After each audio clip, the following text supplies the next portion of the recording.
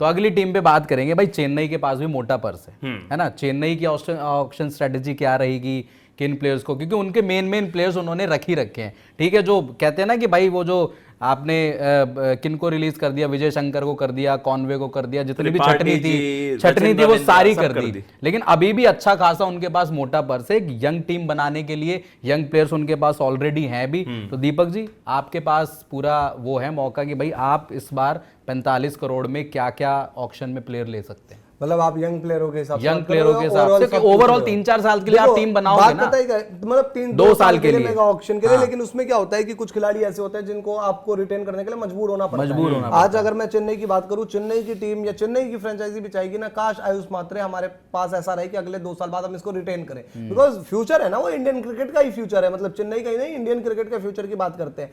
आज चेन्नई कहेगी कि यार मेरी टीम में ऑब्वियसली रवि बिश्नोई आते हैं, तो मैं चाहता हूं कि रवि बिश्नोई जो है वो रहे, परमानेंट रहे भाई, एक मेंबर मतलब फैमिली के रहे।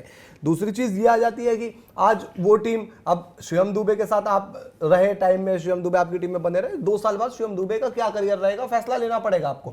ऋतुराज गायकवाड़ वो चाहेंगे कि यार ये बंदा हमारे साथ अगले 5, 6, 7 साल रहे, एक फ्रेंचाइजी का फेस रहे, तो ये रहता है। अब आ जाती है नए खिलाड़ियों की बात। देखो नए खिलाड़ी आपको लेने हैं, जो भी आप प्लेयर लोगे, एक लोगे जरूरत के हिसाब से। आप पथिराना गए टीम से, पथिराना 14 करोड़ में महंगे थे, पर पथिराना 5 में मिलते हैं तो कोई बुरे नहीं है। पथिराना जैसा उस टाइप की, आज हम जो कहते हैं कि वो तो जी मतलब वो देखता इधर है, बॉल फेंकता उधर है, वो एक अलग चीज है, वो है उसकी कमी। पर उसी कमी के साथ महेंद्र सिंह धोनी ने एक सीजन निकलवाया भी है उससे, तो उसको सुधार कर सकते हैं। दूसरी चीज, रवि बिश्नोई मिलते हैं, अगर 8, 10, 12 करोड़ में रवि बिश्नोई मिल गए 11 में, तो वो लॉटरी है। प्रशांत वीर एक ऐसा नाम जो भाई यंगस्टर लड़का अच्छा कर रहा है, यूपी के लिए क्या सीजन रहा, आप कंटिन्यूस उसकी तारीफ कर रहे हैं, वो मिल जाए।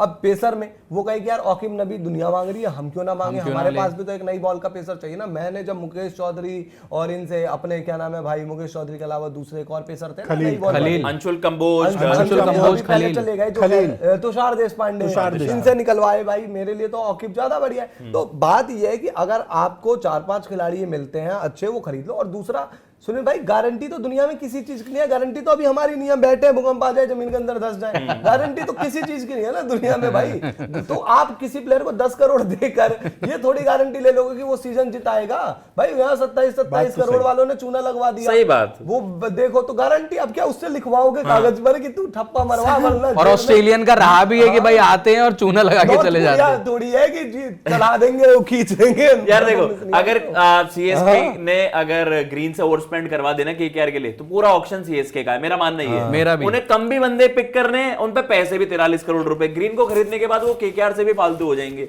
तो मतलब it's a no brainer, CSK को ओवर स्पेंड नहीं करना चाहिए ग्रीन। यार उनके जो सेटअप है ना, उसमें ग्रीन की उतनी यूटिलिटी नहीं। ओवरऑल आपका टॉप ऑर्डर पैक है। अगर आप ग्रीन को 4 भी खिला रहे हो, वो मैं मानता हूं कि चलो वो एक समझदारी हो जाएगी, फिर आपको एक स्लॉट पुश करना पड़ेगा। लेकिन जैसे दीपक भैया ने बताया, मैं आपकी बात से बस एक छोटी बात बोलूं, आपकी बात से मतलब एग्री कर रहा हूं क्रिकेटिंग सेंस पर। मेरे पास एक चीज मतलब लॉजिक, शिवम दुबे आज इंडिया टीम का प्लेयर, जो इंडिया का सबसे इंपॉर्टेंट प्लेयर है, बॉल भी डाल रहा है और बैटिंग भी अच्छी कर रहा है। यार वो आपकी टीम का सबसे इंपॉर्टेंट प्लेयर क्यों नहीं हो सकता भाई? वो इंडिया खेल सकता है, चेन्नई के लिए बॉलिंग नहीं कर सकता, क्योंकि ग्रीन ऑस्ट्रेलियन है। शिवम दुबे से नहीं डलवा सकता मैं, लॉजिक वाली बात कर रहा हूं। जो इंडिया के लिए बॉल डाल रहा है 2 ओवर 3 ओवर, यार वो क्या चेन्नई वो अच्छा कर रहा है? मतलब ये आप अच्छा, मेरे को याद है जब रोहित शर्मा वर्ल्ड कप के लिए जाते थे, शिवम दुबे के लिए पूछा किसी ने उनसे कि भाई शिवम दुबे तो भाई कहता है यार चेन्नई में तो वो डालता है 1-2 ओवर, तो भाई यहाँ क्यों नहीं डाल सकता? तो वो एक अच्छी चीज थी रोहित शर्मा की। भाई ये भैया इम्पैक्ट प्लेयर रूल नहीं मरवाया, हम अपने ऑलराउंडर से ग्रूम नहीं कर पा रहे हैं। कदर नहीं है हमें, कदर नहीं अपने ऑलराउंडर्स की। यार मोरा सिंह जैसे खिलाड़ी जैसे बता रहे थे, यार आपके पास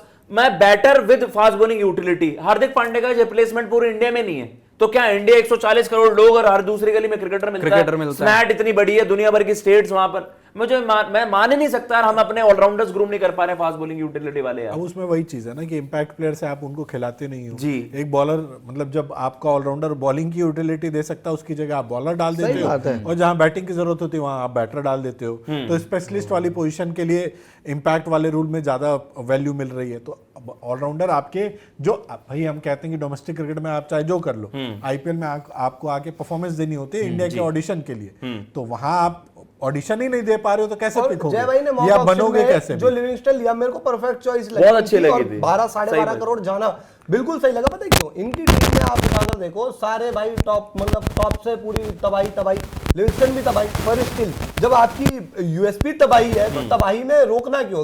एसआरएच अगर ये तबाही को थामने वाली चीज सोच लेती तो फिर एसआरएच नहीं बनती ना। तो एलएसजी क्यों अगले साल वो टीम ना हो जो कहे कि हम 300 पार करेंगे, भाई हमारे पास है वो असला बारूद, हम मारेंगे 300। जो होगा यार, बडोनी, अब्दुल समद सारे ही कहते हैं ना, जितने बैठे हैं गैलरी में सारे ही, और उनके लिए आपने एक सर्टेन वहां पर पर्स रखा ना, और बाकी आपने बॉलर्स पे भी इतना अच्छा काम कर लिया था। लेकिन वो बात है जय भैया, अगर आपसे पूछे, सुनील भैया और दीपक भैया आप भी ऐड करिएगा, मैं अगर आपसे टॉप 4 टॉप 5 पिक्स पूछूं सीएसके की ऑक्शन स्ट्रेटजी में, वो पार्ट होने चाहिए। चाहे आप प्रशांत वीर की बात कर लीजिए, बॉलिंग में जैसे दीपक भैया ने औकिफ का नाम लिया, ओवरसीज आपको कौन लगते हैं, कौन वहां पर राइटली फिट होगा? आप सबसे पहले आप बताइए, आपको क्या लगता है कि आइडियल फिट होंगे वहां? मैं बताऊं सुनील? आप दोनों बताइए। तो बेसिकली देखो, ग्रीन कायदे से मुझे सीएसके की लाइनअप में फिट होते हुए नहीं दिखते हैं, क्योंकि आप देखो ना, उनकी बैटिंग ऑर्डर बिल्कुल पैक्ड है।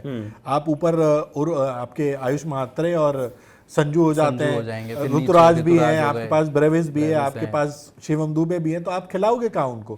6 नंबर पे अगर आपको खिलाना है, 6 नंबर 7 नंबर के प्लेयर के लिए आप 25-30 करोड़ खर्च करो, मुझे मतलब वैल्यू नहीं ऐड करता है। या तो ऐसा कोई इंपैक्ट रहा हो कि आपको कायरन पोलार्ड मिल रहा है जी, उसके लिए आप 25 करोड़ खर्च करो। पास्ट रिकॉर्ड में देखना चाहूंगा, अगर 25-30 करोड़ किसी प्लेयर के लिए खर्च कर रहा हूं तो वो इंपैक्ट है कि नहीं। तो मेरे हिसाब से सीएसके की सेटअप में नहीं बैठते, और मुझे लगता है कि सीएसके ये समझदारी करेगा कि ऑक्शन में कि भाई वो दाम बढ़वाएंगे, बट वो उनको चाहिए नहीं होगा।